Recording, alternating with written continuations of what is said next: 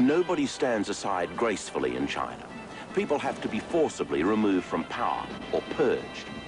Deng Xiaoping was determined to sweep out his opponents in the army. Training up a new generation of officers was not enough. Room had to be made at the top. He maneuvered many of the old guard out of power by enforcing compulsory retirement at 60.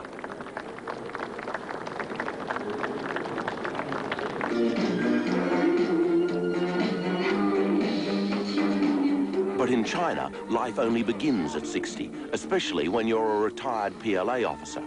Here in Baoding, former officers of the 38th Army and their wives practice their regular morning disco aerobics. Certificates in the clubhouse boast of their success in municipal dance competitions. They are very proud of it.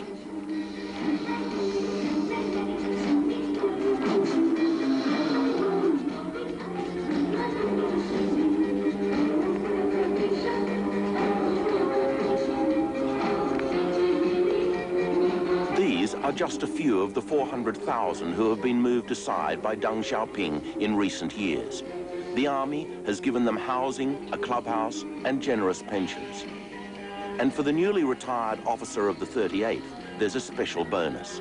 Not a clock or a watch, but the local equivalent of worry beads, a new set of balls.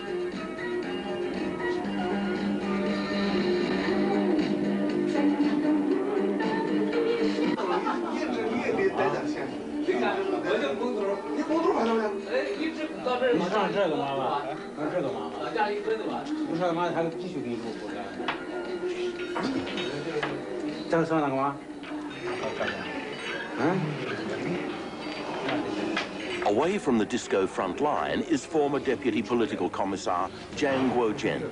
He's 62 and retired after 42 years of service to the PLA. The reason I was happy to retire is that I reached the age at which one should retire. Plus the fact that officials below me are very good and some even better than I am. So I'm happy to step aside. When it comes to retirement age, we just have to retire. Even if we're not really sure we want to. When we're ordered to retire, we retire. We obey the organization. Old soldiers in China don't even fade away. They still wield influence within the PLA network.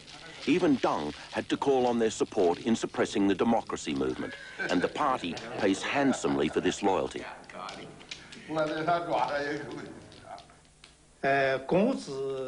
My salary is like this.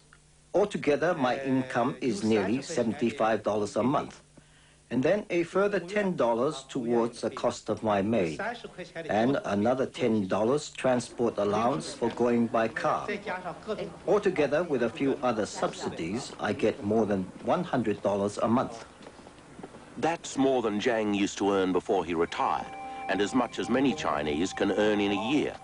As well, he and his wife live in a house that's enormous by Chinese standards.